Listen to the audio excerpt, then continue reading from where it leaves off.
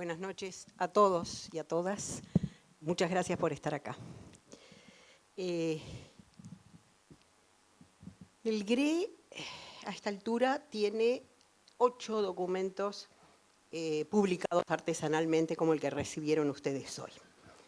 Lo del artesanal viene a cuenta de que somos un grupo independiente, autónomo y que nos autofinanciamos. De manera tal que en estos años, desde el 2001, no, ¿cuánto? 10, del 10. Desde el 2010 a la fecha hemos publicado esos boletines y el número 7, al que hizo alusión Walter, su título es Decimos sí y decimos no. Y entre los sí y los no hay 52 propuestas. Es del 2014. Y el decimos sí, es decir, entre las dos ponencias, ¿no? Ahora, ese documento fue lo que catalizó de alguna manera en nosotros la idea de que había que reflotar la iniciativa de un Plan Nacional de Educación. Y es precisamente lo que nosotros hemos plasmado en el documento 8, que es el que al que ustedes les han distribuido y que si no lo tienen todavía está acá. De todas maneras, tienen en pantallas nuestra página web, en donde están todos los documentos y algunos otros materiales que consideramos de interés. En el decimos sí de ese documento, entró el deber ser de una educación que conceptualmente compartimos, a la que hizo alusión en función de una formación integral de la persona humana, aspectos y cambios que ya están en marcha en el sistema educativo, porque que se hace mucha cosa, y compartimos, y otros que en cambio deberían ser tenidos en cuenta por nuestro sistema educativo. Decimos no, en cambio, a recetas mágicas, básicamente instrumentales por lo general, que aparecen como: tengo una propuesta educativa, desde los partidos políticos, desde grupos de la sociedad, y en primer lugar decimos no a eso, pero también algo que hizo alusión Walter, a concepciones economicistas de la educación que recorren el mundo y aterrizan en el Uruguay. Y muy bien mencionó Walter el caso de las pruebas PISA. ¿Sí? Habría otras, como las competencias, como la noción de competencias, que está también entrando, y de hecho ya entró en primaria, aunque no en forma muy explícita. El decimos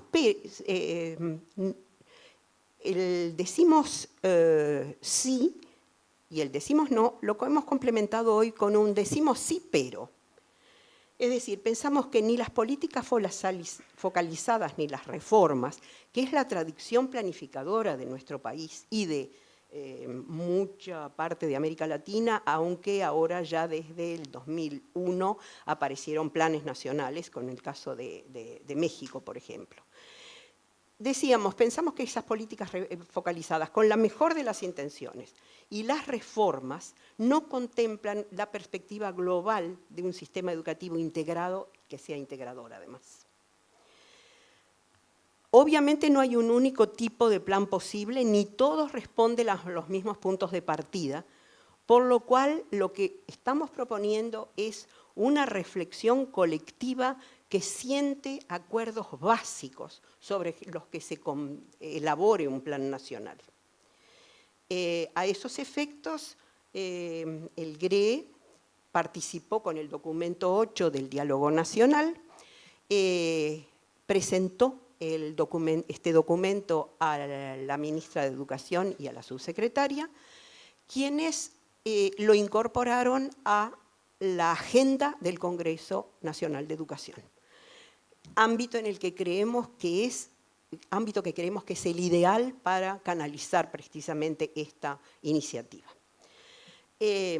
¿Cuáles deberían ser los puntos de partida de la elaboración de un plan? No estoy hablando de un plan, estoy hablando de la elaboración de un plan. Obviamente que, como Carámbula hace un rato lo decía, hay grandes cambios que están atosigando al sistema, ¿sí? Los discursos de cambio y necesidades actuales de las sociedades contemporáneas son un reclamo permanente. Es lo que podríamos llamar contexto de la elaboración de un plan.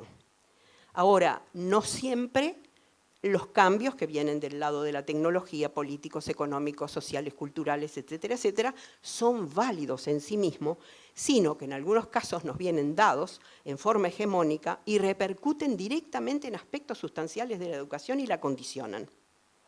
El crecimiento económico como fin último de la educación en la competencia globalizada es lo que está detrás de las pruebas PISA, de las que hablaba Walter. Ese fue el punto, el origen de estas pruebas.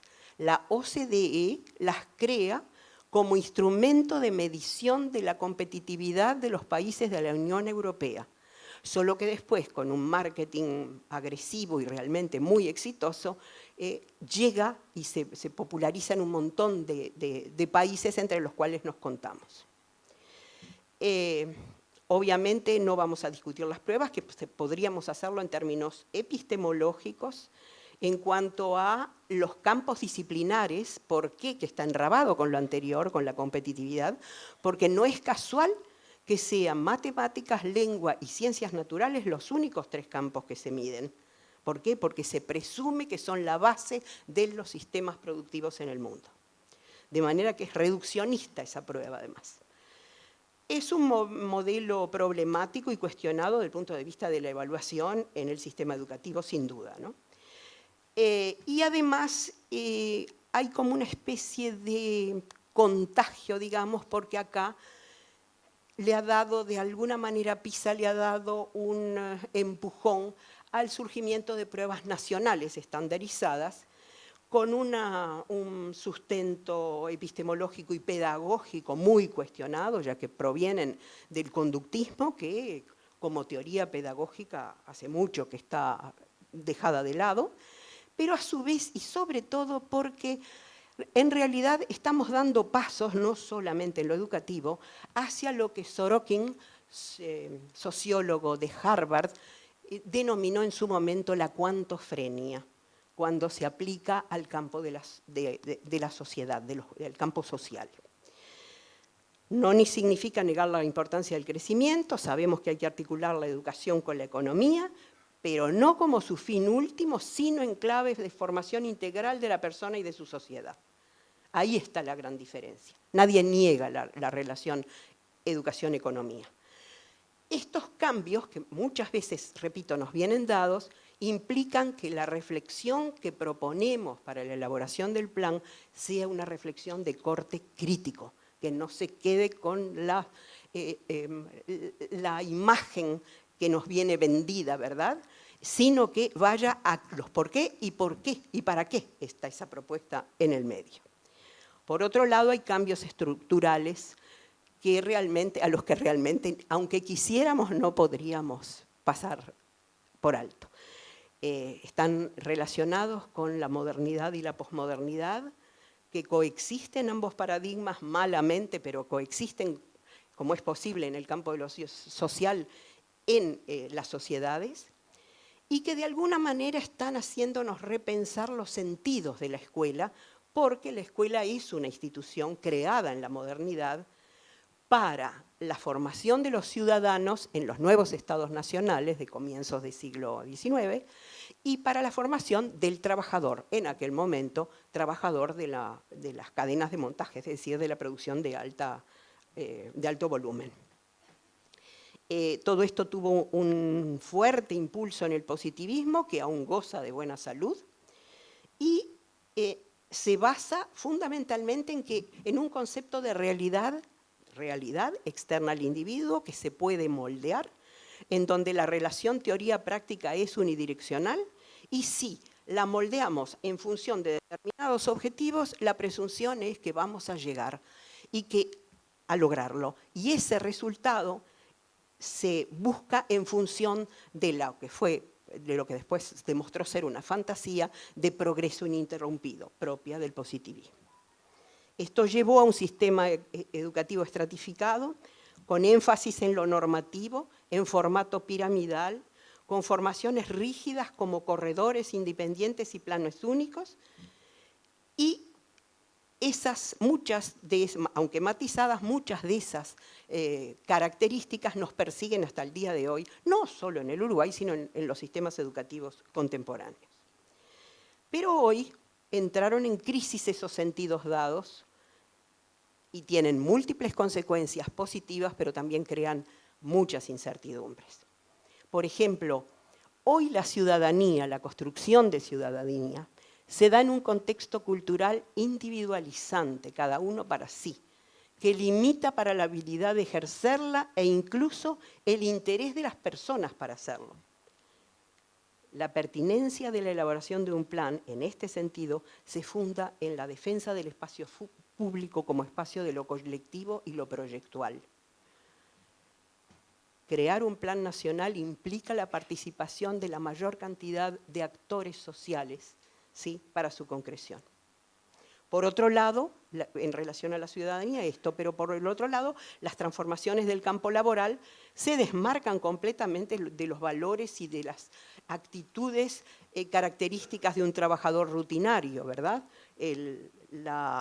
La obediencia, la resistencia al tedio, la responsabilidad, etcétera, etcétera.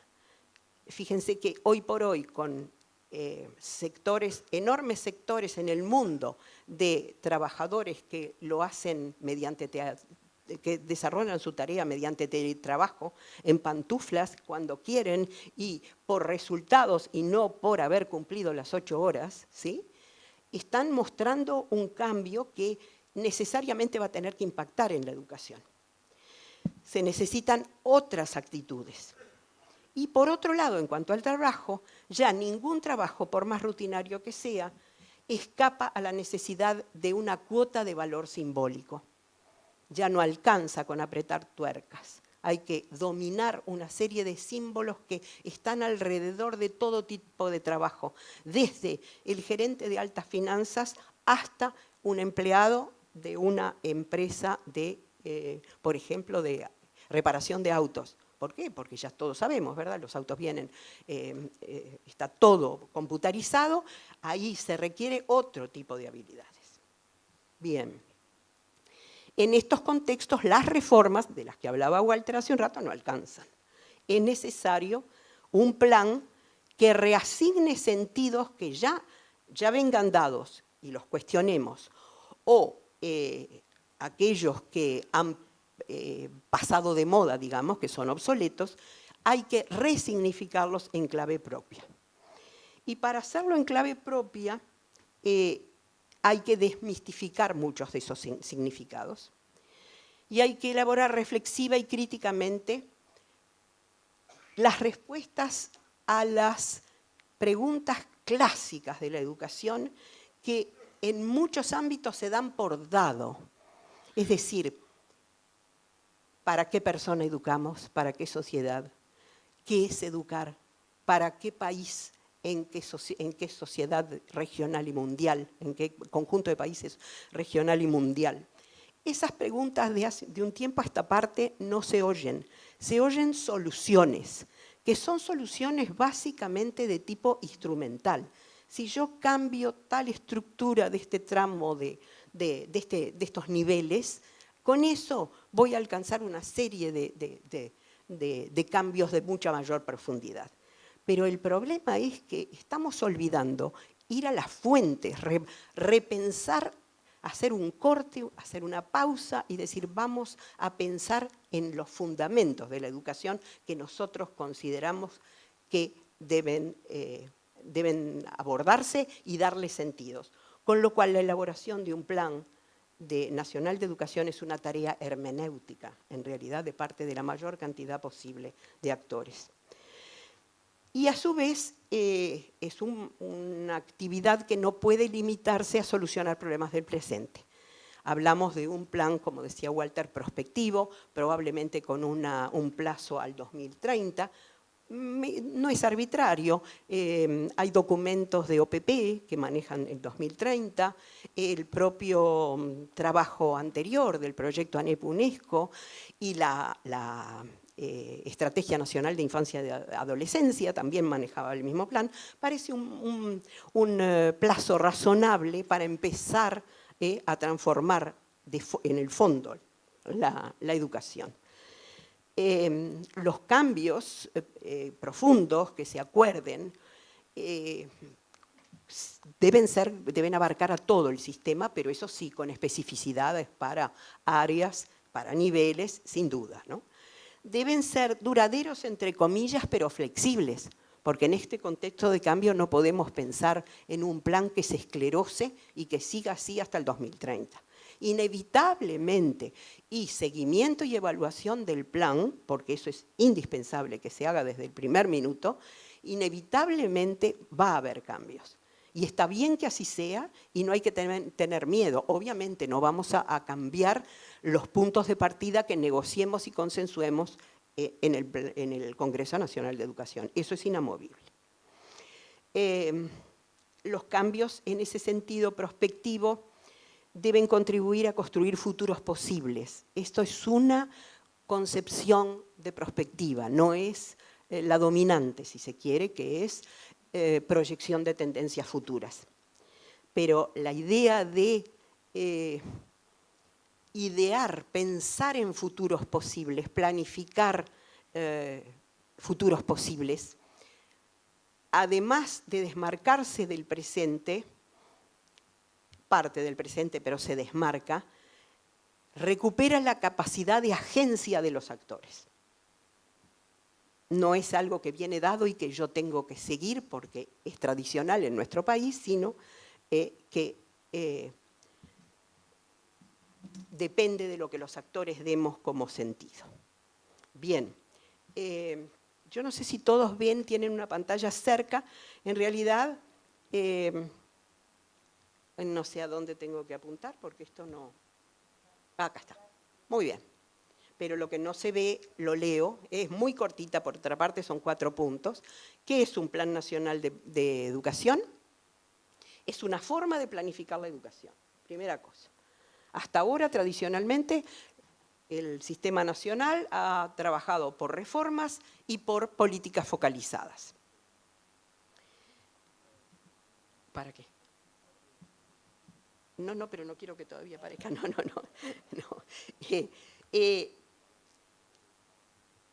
Europa trabaja por leyes, ¿sí? Y de Asia tenemos muy poca información, cómo planifican los sistemas educativos. En segundo lugar, es un documento, obviamente que es un documento. Pero, gracias, pero no hay un único tipo de documento, hay distintos tipos de planes. Hay un tipo de documentos que es normativo, de corte tecnicista, con muy cerca de la metodología del análisis de sistemas y la investigación de operaciones, hace un diagnóstico de necesidades, determina fines, objetivos, metas, indicadores y evaluación, obviamente cuantitativa, exclusivamente resultados. Son todos, obviamente, indicadores de ese tipo de metodología de evaluación. Obviamente también en este caso la educación depende del poder político. Este tipo de plan se da en países en los que no hay autonomía de la educación. Por mandato constitucional, es decir, la autonomía de nuestro sistema y por convicciones del GRE, este documento, a nuestro criterio, debería ser de otro tipo, que es lo que se llama de construcción político-societal, con participación de los actores sociales desde el principio. En el otro suele haber, pero suele haber consultas. En este caso, la propuesta es distinta, ¿verdad? Desde el principio, los actores participan. En tercer lugar, un plan nacional es un potencial asignador de sentidos y reasignador de sentidos en la medida en que haya que revisar los actuales de sentidos de lo educativo para su eventual transformación. Se impone una reflexión y acuerdos como base del plan El plan debe tener en este caso un componente programático fuerte, contextualizado en el país, lo regional y mundial. No somos una isla. Ese es otro tema a tener en cuenta. La planificación tradicional en general es de puertas adentro. En la educación es muy endogámica, si se quiere. No mira lo que pasa afuera, mira sí los problemas que le vienen de afuera, pero no tanto en términos de la relación, por ejemplo, persona-educación-sociedad, la relación educación-economía, educación-trabajo, en relación con un país deseable, qué es conocer, ahí esto sí que es propio de lo educativo, qué relación sujeto-objeto de conocimiento se va a priorizar, qué considerar aprendizajes valiosos, por qué y para qué. Y otras muchas preguntas que deben formar parte de esa reflexión. No hay, ni siquiera, por ejemplo, en el modelo de país al que todo plan se refiere, no hay tampoco un sentido único. Si nosotros tenemos claro que la tónica de unos años a esta parte es la de un país productivo, es decir, alejado de la intermediación financiera, alejado, bueno, no tanto, siempre hay algún aproximado, ¿no? Pero bueno, en fin, conceptualmente por lo menos es así. La idea de país productivo tampoco tiene un sentido único y posible, porque podemos producir en función de las ventajas competitivas que la economía clásica y neoclásica nos atribuyó. Tenemos vaca, tenemos campo, agricultura, ganadería, ¿sí? O podemos incorporar la investigación, la creatividad, la innovación, y deja de ser un país limitado a eso y pasa a, la educación pasa a generar, a transformarse en una ventaja comparativa con la que probablemente podamos diversificar nuestra producción, crecer más, etcétera, etcétera, etcétera. Bien, finalmente, lo último es que un plan es un encuadre para los cambios y las políticas educativas que el sistema educativo en uso de su autonomía diseñe, implemente y evalúe. Bien, dejo por acá porque ya se me terminó hace rato el tiempo, agradezco la paciencia y a ustedes por oírme.